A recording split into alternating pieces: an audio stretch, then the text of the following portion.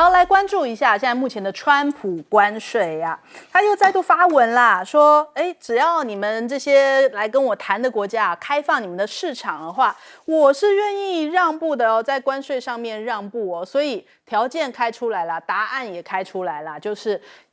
接下来只要跟他谈的，全部都得要对这个美国是全然开放市场，可能是采取这种零关税的政策的话，你就可以换取到稍微低一些的关税哦，比方说像是现在日本可能就是这样子换到了15%。那再来他讲到说8月1号生效之前的关税税率不会低于15%，我们将会实施直接简单的关税，介于15%到50%左右。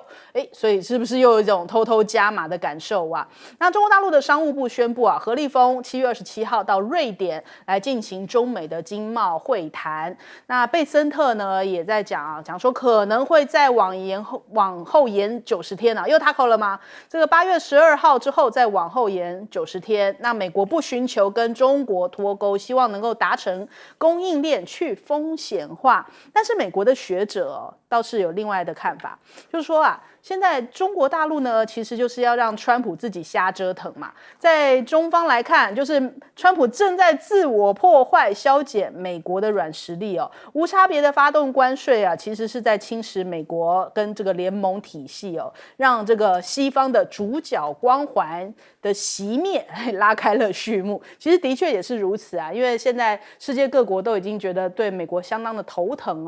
哦，甚至有在降低跟美国这个贸易往来的一个趋势，不然谁知道你会不会下一刻又他口又什么样的一个新的关税政策呢？那再来，美日现在目前达成了协议，也让韩国有一点紧张。川普是不是又偷偷改协议啊？现在传出来，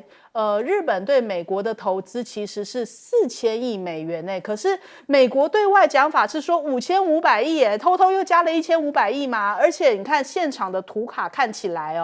也是显示是4000亿啊，就是好像跟这个川普或者是这个美方对外讲的5500亿是不一致的，是不是谈判的过程当中出现了临时修改？而且日本还要同意加码买很多东西比方说100架波音，然后80亿美元的农产品，以及呢这个国防开支增加到每年170亿美元，所以日本真的是让了又让做出了非常大的让步。石破茂在讲，日本呢15%现在是对美贸易顺差国当中目前为止最低的。那协议当中并没有牺牲日本的农业在最低市场准入的范围之内来增加美国美产大米的扩大进口。那真是如此吗？现在其实韩国很紧张，青瓦台传出现在全面的紧绷、全面的戒备因为呢他们对于8月1号要生效的25%的互惠关税谈判现在其实也是希望能够换取更大的空间。可是日本已经是等于示范在前头了，要全面的这样子开放，全面的让。那韩国现在到底能够谈判出什么样的结果呢？其实现在传出来，好像这个美韩高级官员取消了就关税问题进行的贸易谈判，这不知道是不是川普受益啦，或者是说他们现在看起来，如果太急着谈，是不是又会这个损失更多？再来，川普下了狠招欧盟这个川普预言会是下一个，就是日本谈完之后，这样子有点像不平等的条约之后呢，换句话说，欧盟是他下一个锁定的。英国媒体也在讲，美国跟欧盟已经达成了15%的关税协议现在目前双方将免除飞机、烈酒还有医疗器材等部分商品的关税。那15%的最低关税包含了现有的关税目前27.5%的汽车关税可能也会降到15%那川普还打算要对欧洲下狠招，就说如果欧洲国家不帮助美国降低药品成本的话，欧洲国家的企业就会失去进入到美国汽车市场的机会要让美国的药价降低1000%狮子大开口。那欧盟现在也有这个软硬两手策略嘛，他们现在打算要对于美国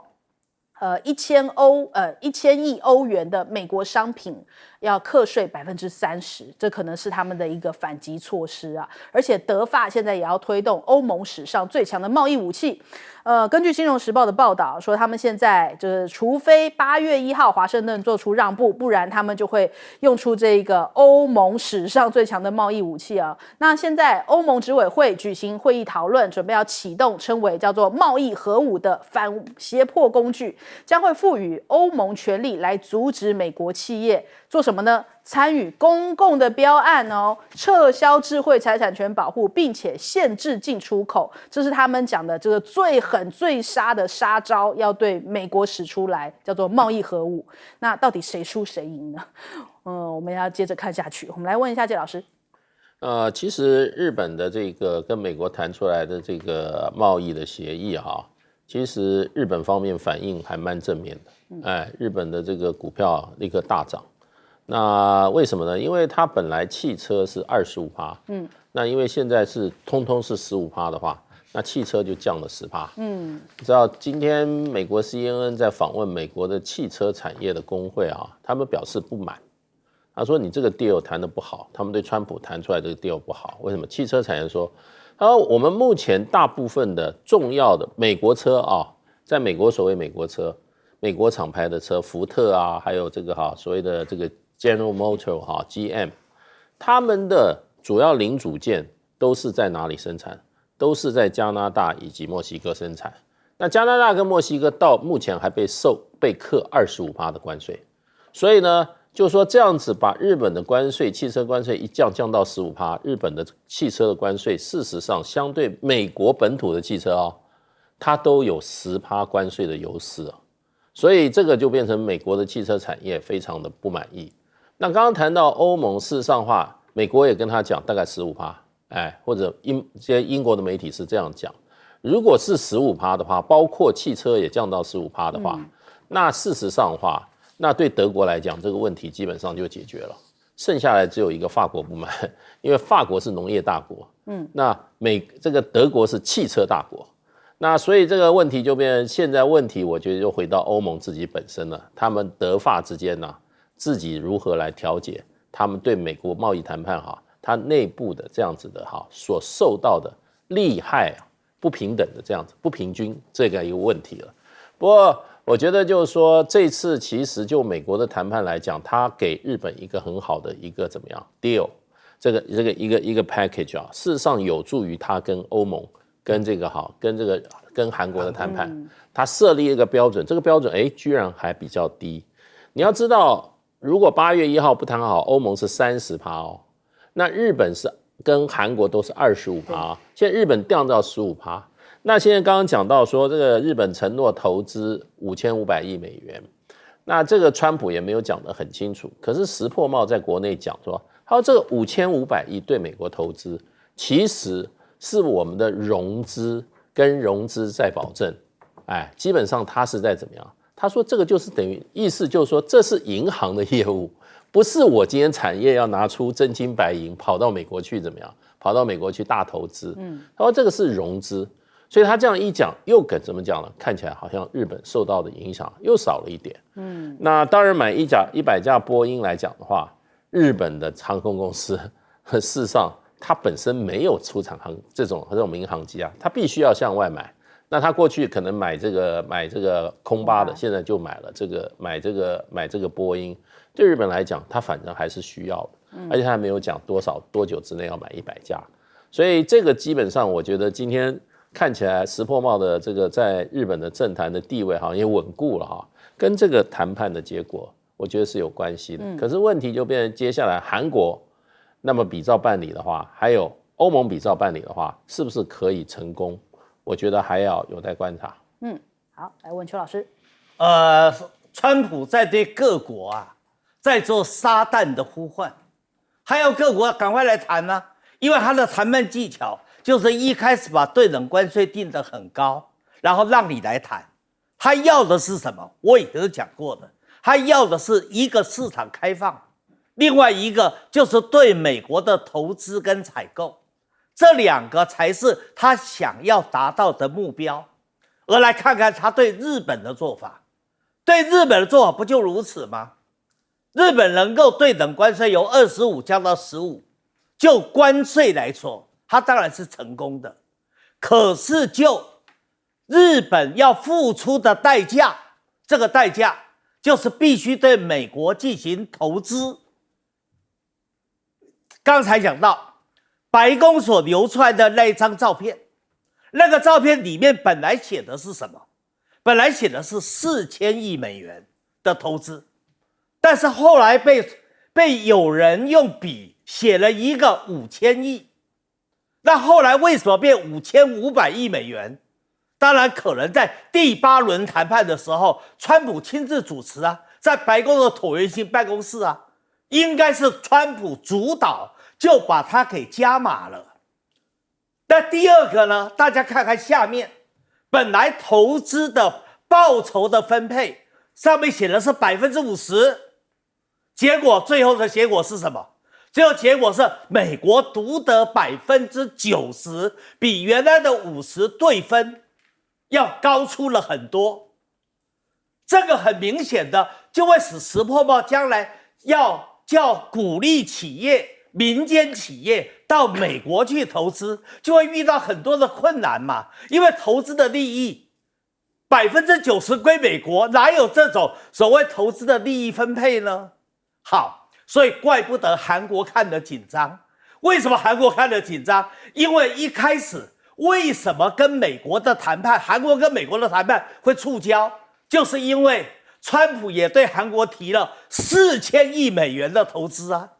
韩国说没办法接受啊，所以才使整个的谈判搁浅嘛。好，那现在看到原来对日本也是4000亿，但是在第8轮谈判，川普的仙人指路，然后先比一下，马上变成5500亿美元。那韩国的情况是不是也会如此呢？那更紧张的应该是还没有出来的台湾，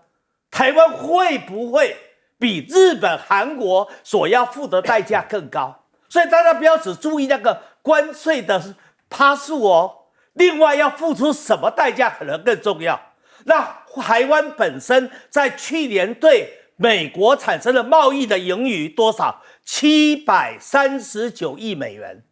日本是680亿美元，韩国是650亿美元，台湾最高哎。所以如果依照贸易盈余的金额来看，台湾要付出的代价可能要比日本、韩国更大。那韩国目前是4000亿，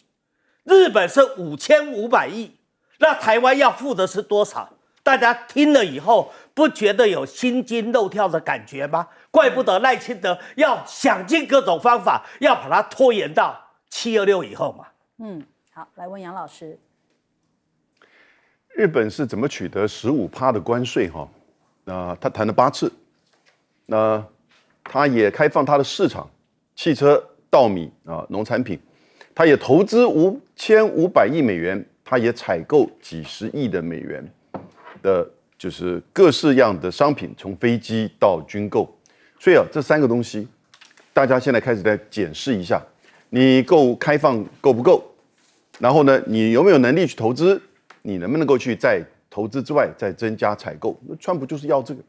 这很像是一个霸道大哥哦，他要你交保护费，还要把你家里面都开放，我随时进去吃喝哦。因此，这个就是你自己要不要美国这个市场，要不要他的保护，然后呢，你自己能不能有筹码去跟他去谈去对抗？日本是有筹码，日本的筹码在他的投资，去年日本的所有企业对美国的投资是将近850亿美元，它整个对外的投资是3000亿美元，中国大陆对外投资去年是1600亿美元，所以日本的这个投资在全球还是一个主要。那他现在规划的5500亿，如果850亿乘上4年，其实还是不够啊，所以他一定会做一些移转。所以这是一个把它当作是 FDI， 也就是海外直接投资的这种方式对美国的这种承诺。但是承诺是承诺实际上怎么做那是完全另外一回事。这个孙正义的5000亿还记得吗？川普虽然有没有在追的要，因此这个就是一个谈判的技巧。那现在市场上都认为说，15%这个可能就是大概是出现的底线了，也就是你超过25%，其实贸易很多会受到停滞，15%市场上可以接受，成本可以吸收，美国再多付一点价格买这些商品的话呢，自然就可以就是通过。可是我个人会怀疑韩国、加拿大、欧盟是不是能够接受15%？它能够有多大的这个钱来去投资美国，购买美国的商品？所以可能15%是我们看到可能现在是最低的，因为你看到越南、印尼、菲律宾不是20%就是19%，而他们是全部开放市场。所以呢，接下来你看看台湾，我们已经对台积电投资了2000亿，然后呢，这算投资。我们已经答应10年要采购2000亿的美元的商品，10年。然后呢，现在要怎么开放市场，这就是我们现在不知道的。可能下个礼拜，也许下礼拜我们就会知道了。好，我们先休息一下，广州忙回来。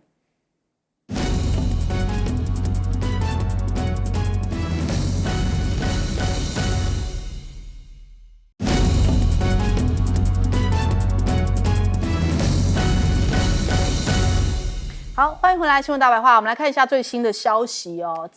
这个突发状况，在今天呢，泰国跟柬埔寨两国边境发生了交火。那泰国的陆军表示呢，这个24号早上，柬埔寨方面的边境率先开枪之后，双方就发生了冲突。那柬埔寨的国防部发言人讲说，柬埔寨的士兵当天在边境争议，还有跟这个泰国的士兵发生了这个冲突。那目前呢，中国大陆的使馆是紧急呼吁说，在微信的公众号上面发布消息就希望公民避免前往这个泰柬的边境。那的确这个最近很多这个不平静那我们来看一下这个川普呢，他现在也是宣布了美国接下来 AI 行动计划，誓言要夺回 AI 的主导权因为他觉得好像最近跟中国大陆在对抗 AI 方面好像赢面没那么大所以他说要赢得 AI 的竞赛，美国的 AI 行动计划要落实在今年1月份签署的行政命令消除美国在 AI 领导地位上面的障碍。那我们来听听看他的讲法。North America is the country that started the AI race. And as President of the United States, I'm here today to declare that America is going to win it. We need U.S. technology companies to be all in for America. We want you to put America first. You have to do it. Vision today, we're releasing the White House AI Action Plan. We mastered the industrial age, we created the digital age, and now we are leading the world into the golden age, indeed, the golden age of America. 对，川普不但是说要回到这个黄金时代甚至呢，他还要替 AI 改名因为我们 AI 叫做人工智能嘛。他说，不是，他不喜欢这个名字那要改成什么呢？我们来听听。I don't even like the name. You know, I don't like anything that's artificial. So could we straighten that out, please? We should change the name. I actually mean that. I don't like the name artificial anything because it's not artificial. It's genius. It's pure genius.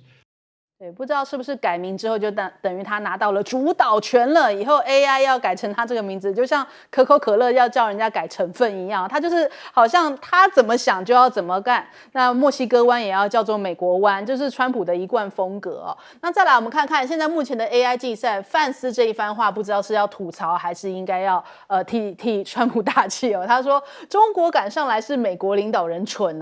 那这是在怪川普吗？还是在怪谁呢？他说如果美国把自己限制死了，让中国赶上来，不应该怪中国，这是美国领导人愚蠢政策的结果。那现在好啦，这个川普跟这个黄仁勋最近倒是走得挺近的。他还说过去他曾经想要把这个辉达给拆分本来以为可以拆一拆辉达，给他们一点竞争，结果发现这个产业没那么容易下手要提升 AI 晶片市场的竞争幕僚告诉他这样做非常的困难。那他也在演说中频频提到了黄仁勋。黄仁勋就坐在会场的前排，谈到 AI 产业的前景的时候，川普就转向台下，大声表示说：“你做得太棒了！”黄仁勋也竖起了大拇指来回应全场的目光。那黄仁勋也回应到说：“美国有一个他国无法拥有的独特优势，那就是川普总统这样的互动，大家有没有想起马斯克啊，就感觉好像这个互动似曾相识啊，但最后翻盘还是照样翻哦，所以不知道他们现在这个情感能够维持多久。那 H20的晶片解禁之后呢，中国大陆的 AI 股哦也应声飙涨。那黄仁勋这次去到了中国大陆哦，还有特别访问了一家西宇科技，他们就进行了一些这个单独的会谈哦，针对这个中美 AI 行业的现状跟未来哦，可能会有一些这个交流跟合作。那大家很期待这个未来的 IPO。那还有呢，这一家就是 MiniMax 聚焦这个模型底座能力加上应用两条腿哦，他们现在目前的布局广度深度啊，他们就说这个是建构 AI 世代的底层作业系统跟超级 App， 所以看起来这个黄仁勋也是对于中国大陆的 AI 产业了解非常深，知道哪一些是未来的明星企业哦，他都会趁着去中国大陆的时候做一些相关的拜访。那另外看到了美国的企业现在倒是很焦虑，因为川普推了关税的问题啊，他们说我们现在在 AI 方面哦，其实光是在电力其实都已经远远输给中国大陆了。美国的科技业正在警告啊，就说我们基础能源的这些建设不足，可能会延缓美国 AI 的发展。那其实这个世界各国想要发展 AI 都要解决这个能源的问题，但是这个澳洲的智库讲说，你看去年中国大陆的电力容量已经增加了400几瓦，但是美国仅增加了几十几瓦哦，所以是中国大陆的1/10的量而已。在这样的比拼之下，有办法这就是回到他刚刚前面讲的拿到 AI 的主导权吗？恐怕有难度啊。我们来问一下谢老师。当然就是说，其实美国政府并不是善于主导这个产业发展的。美国这个体制啊，基本上政府是不太干涉产业发展，它是只是做一个怎么法令上的一个啊，它是一个就是说好像守门员或者是一个裁判。那美国政府在做什么？它是投资教育。那甚至美国有一些这些国家实验室，比如能源部，或者说某些它有些国家实验室。那美国政府是不太补贴产业的，其实真正开始补贴是拜登政府开始的。那他补贴的，请问一下，补贴的 Intel 拿了他几十亿美金 ，Intel 还不是照垮 ？Intel 今天你还听到他的声音吗 ？NVIDIA 有拿到美国的政府的补贴吗？从他开始。那它是在矽谷这种特别的生态里面，第一个，它附近的学校是非常好的学校，它那些研发的能力非常的强。那这些，那你要拜美国政府在这个教育的领导上给了很多好的学校，很多这些他这些科技顾问给他们非常好的研究方案，跟他们的这个经济上的资源。那到了创业的时候呢？它事实上美国政府它这个政府这个扮演一个什么样？一个叫 regulator， 它就是一个怎么样？它是一个在维持市场秩序的。那这个市场秩序不是强害这个产业发展，而是让产业可以在这里做一个公平的竞争。另外，美国还有什么？美国有非常好的融资的体系，它这个 venture capital 这样子的一种风险投资，就是从矽谷这些地方开始啊。你只要有好的 idea， 你有好的想法。你有潜力的产品化，那你去找人投资的话，事实上你通常可以拿到很多钱，所以它是这样子配合起来的一个产业，那创造了美国这个科技的这些荣景。那美国政府扮演什么角色？不是像今天川普总统出来说我们要发展那个，我们要发展那个，他懂什么啊？对，他懂什么？那还有一个问题就变成说，你要拿钱出来吗？你要拿钱出来的话，你为什么给NVIDIA 不给 Intel， 给 Intel 不给另外一家公司？这就是美国的一个很大的问题。所以美国不擅长计划经济跟所谓的发展，定好一个产业以后由政府跟民间携手来做，他不太擅长。做这种规划式的计划式经济，最擅长的是中国大陆。对，中国大陆是政府跟民间完全是一条边的，大家一起通力往前走。然后相互的配合。所以呢，我看到美国这个体制，我越看到美国政府要伸手到一个产业发展的时候，我会觉得那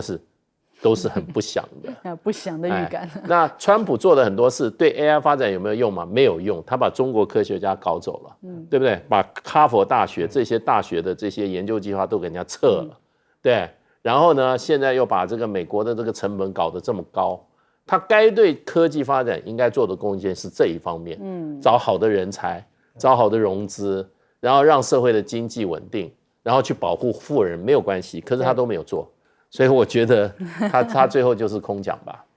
好，来问杨老师。我们刚刚提到今天柬埔寨跟泰国之间的冲突啊，现在突然一下升高，变成军事冲突。对，泰国甚至派出几架 F-16，然后用 F-16还去轰炸在柬埔寨的这个军事的一些设施。这个情况现在开始变得更加的激化，因为开始变成军事冲突了。它最早的由来其实应该是说它是当时帝国主义、殖民主义在整个东南亚遗留下来的问题，那就是当时法国占领越南、柬埔寨，以及辽国这个区域，那个时候叫暹罗的泰国是整个东南亚唯一算是维持独立的。那边境上一直就有这个不同的争议。后来日本来占领之后呢，又把就是这个当初法国所占领的部分呢还给暹罗泰国，然后日本人走了之后，二次大战结束之后，法国军队又回来。又签了这个协议，又不清不楚。国际法院也曾经要去做这个协调判决，但是呢，双方现在都不接受，不再接受法院了。然后呢，出现出之前洪森，那贝东丹，法国当时的泰国当时的总理打个电话给他，他把那电话给揭露出来。他可能是要帮他的儿子洪马内去更加的巩固他国内的统治。结果呢，现在变成两国的冲突。这个其实是一个很危险的事件，我希望他们不要扩大。但刚才川普说他不喜欢 AI， 他觉得应该是 artificial 不好，应该变成 genius， 那叫 GI 了。什么是 GI？ 血糖指数叫 GI 啊！你要赢得 GI， 你赢得血糖指数 ，no， 我们还是叫 AI 拜托川普，你的聪明智慧用在别的地方。那AI 中美的竞争，这已经进入到这个领域里面了。AI 力就是国力，所以呢，川普认为会赢，会赢吗？现在在竞争当中，3个层面：算力，然后呢，大模型，还有呢，大数据。美国在这个大算力这个层面它因为掌控的 NVIDIA 的 AI 晶片是没有错，在整个就是硬体的建设上面，也在全球推广。可是大模型这个方面呢，我觉得中国大陆跟美国之间已经不相上下，甚至在商业应用上，不见得比美国差哟。DeepSeek 就代表着，而且它是开源的方式。那更不要说黄仁勋自己几次告诉我们 ，AI 的研究人员有1半以上是中国人。那大数据那更不要说了。所以这几个层面在看未来整个 AI 争霸，中美之间谁会占优势还很难讲。可是呢，我觉得中国是已经处于一个一定相当的优势的地位。美国这边要加油，至少你不要把它叫成 GI 啦，那个是血糖指数啊。好，邱老师。这个电视墙在整理这个 AI 的竞争优势资料很多，但是缺乏一个系统性的整理。我把它用 Michael Porter 的钻石组合来讲，它的竞争优势很简单的，这个钻石组合就代表了6个单元，一个是生产要素，另外一个是配套与支持的产业，还有一个是企业的结构跟策略，另外还有一个需求条件，另外还有2个因素，一个叫政府，一个叫机运。刚才提到了生产要素，大家都谈过了，黄仁勋也特别提到了，最重要的 AI 产业在生产要素里面最关键的核心的元素就是人才。你今天如果把在美国的中国人才、华人人才都把它赶出去的话，那美国的 AI 的竞争优势它就没有办法成型。好，再者，刚才提到了企业的结构跟策略，川普不是本来想要拆分辉达吗？一拆分辉达的话，它就没有了规模经济跟范畴经济，没有了规模经济、范畴经济，它的竞争优势就没有了。所以下了那个标下的很好，叫做会不会下了黄仁勋？好，再者，配套与支持产业，刚才也特别提到了电力跟能源产业，那是发展 AI 产业里面非常重要的支持产业。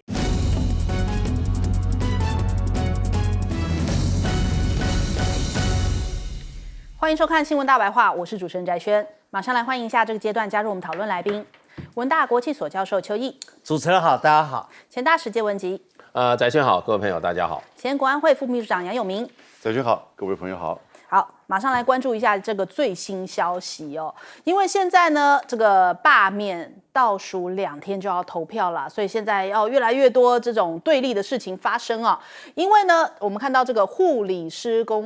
工会的顾问陈玉凤啊，其实之前也跟我们节目有连线过，因为他是挺反罢免的，结果现在呢，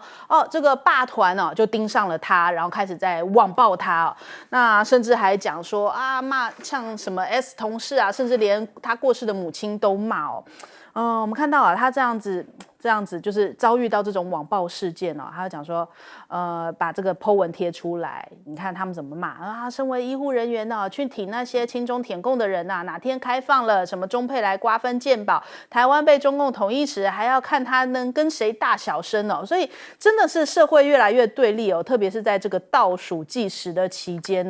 大家要当心，可能这种事情会越来越多。那我们来看一下其实最近真的也是小草都被陆续激出来了，因为小草其实在这一波当中，虽然他们并没有这个委员被罢免，可是他们是坚定的站出来，也跟这个国民党是站在一块的那小草在这些日子以来，其实日子也是不好过。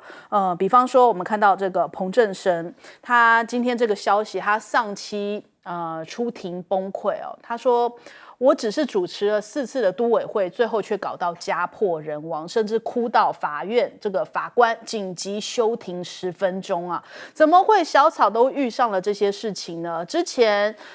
小草也去到了北检外声援柯文哲，跟四叉猫发生冲突，还哀告结果这一名小草呢，这是2024年9月份的新闻，他被四叉猫告了之后呢，后来他选择轻生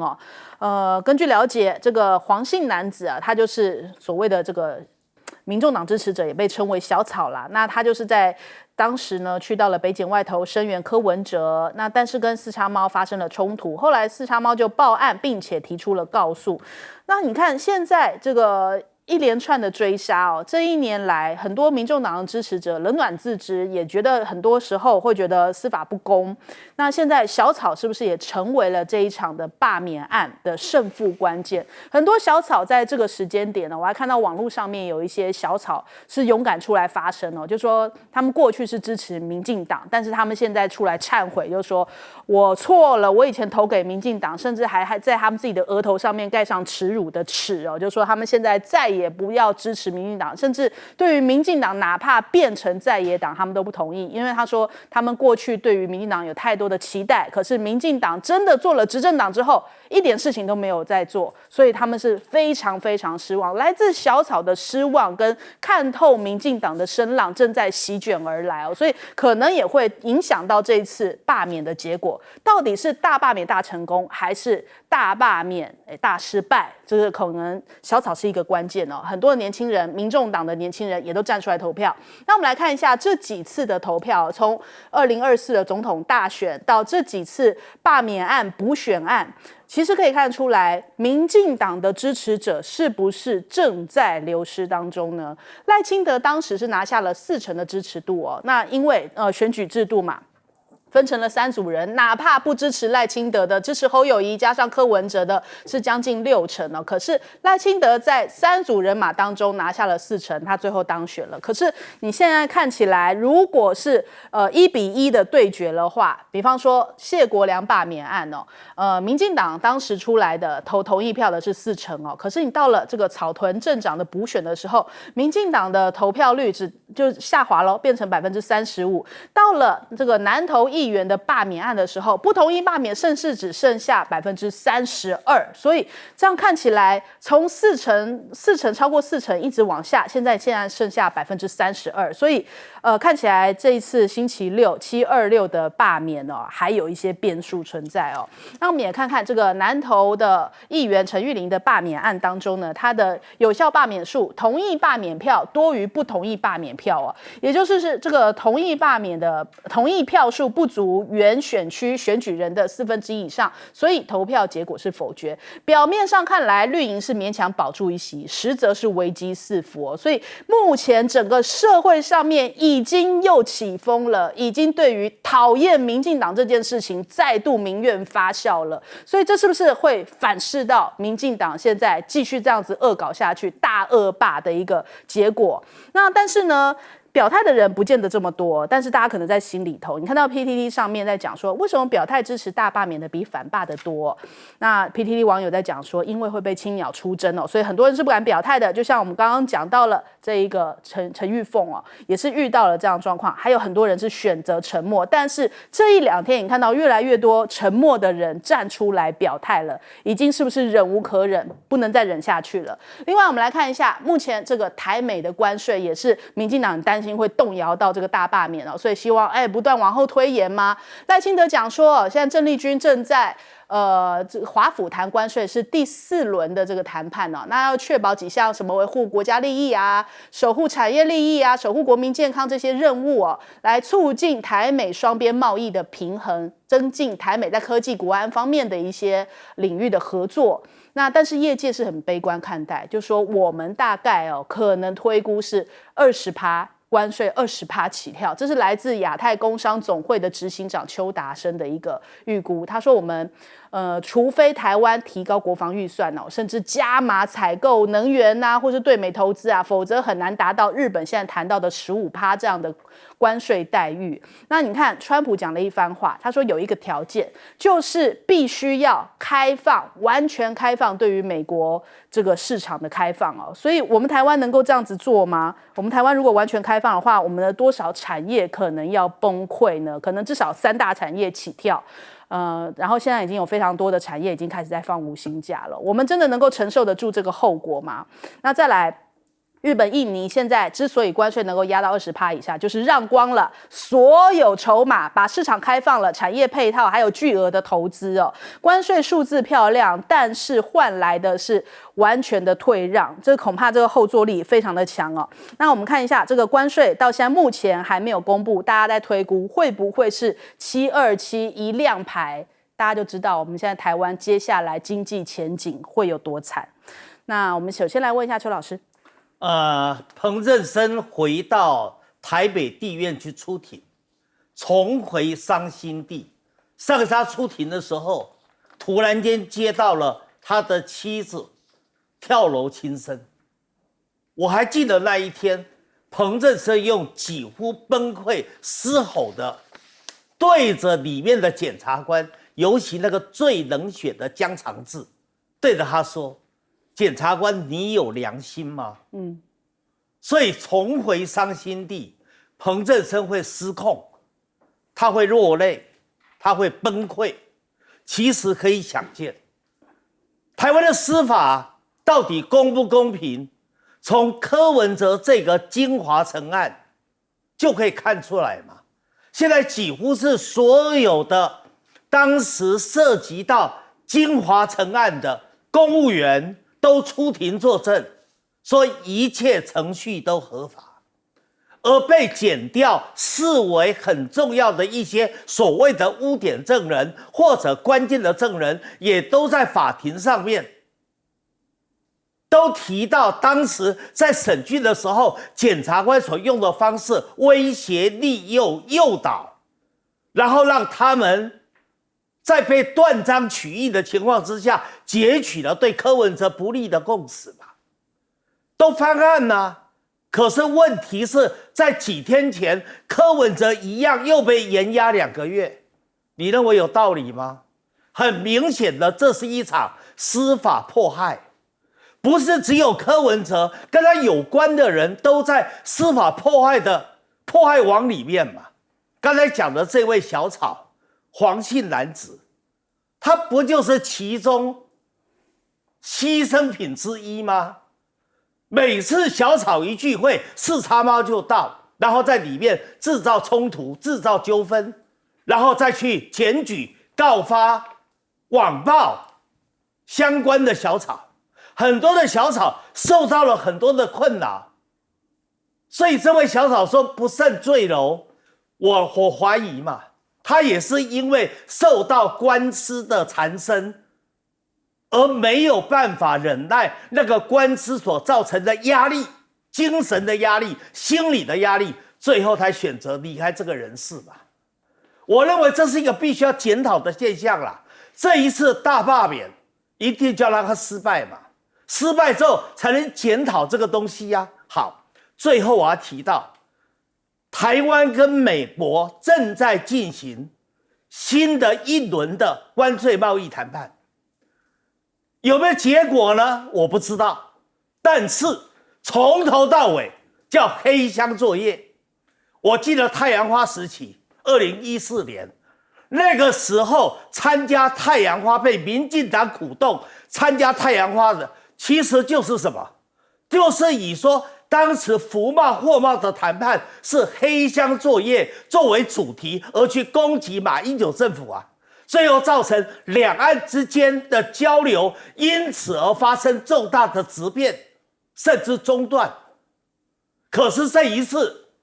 面对了美国的关税贸易谈判，黑箱作业情况是不是更严重？除了这个以外，他会不会拖过726？我看明显是会的。而台湾到底要付出多少的代价，才能够得到比较好的关税的待遇？好，那即使对等关税能够压到20%，你认为台湾要付出多少？市场准入要开放到什么程度？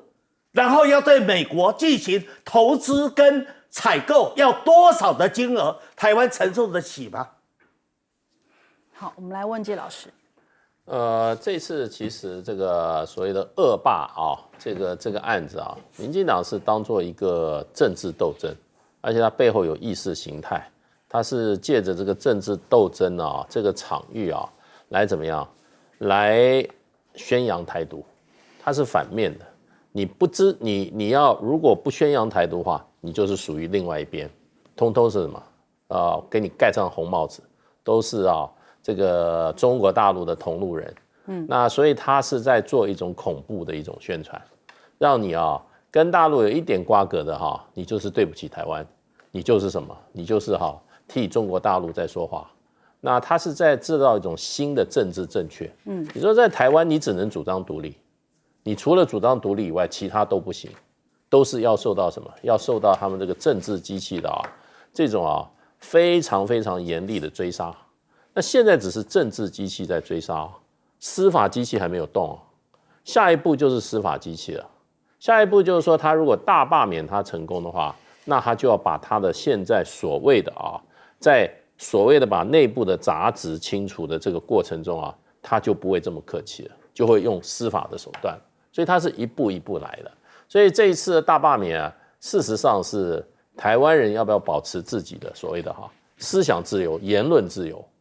表达自由，我们是只能接受台独，台独是唯一的一个选项吗？对台湾的未来，只有台湾独立才是唯一的选择吗？他现在就是往这条路上在走，他现在这造政治理论，他叫内造台独，他不是外造台独，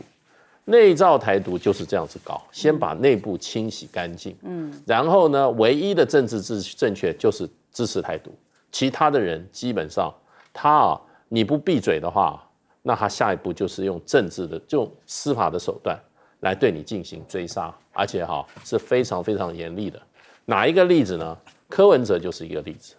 柯文哲事实上的话，他基本上他没有跟民进党同流合污，他虽然是从这个绿营出身的，可是他后来的从政，他跟民进党越走越远，而且他台北市市长的时候一直支持、一直主张什么两岸一家亲。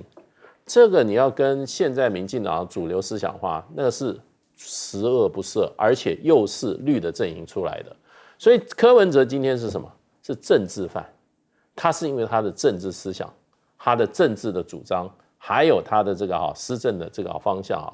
已经招惹了当道，现在置他于死地。那彭振声这种 case 的话，我只能想到中国古人讲叫苛政猛于虎。怎么像猛于虎？是率兽而食人呐。你一个苛政，基本上就跟你把一群野兽送到街上去，把一般老百姓当食物一样吃掉。你看看现在这些搞大罢免的这一些青鸟，是不是像一群野兽一样在街头上吃人？